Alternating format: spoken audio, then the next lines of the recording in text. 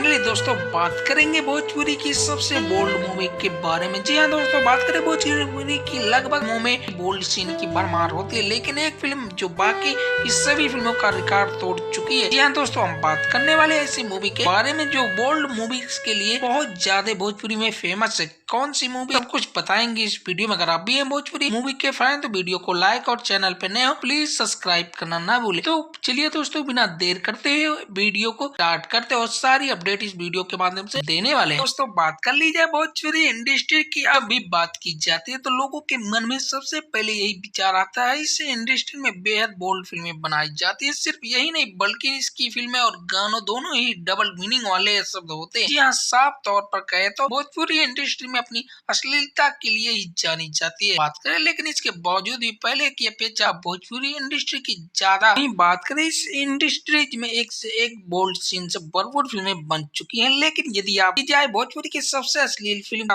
तमाम रसिया मूवी रखा गया नाम का फिल्म हासिल।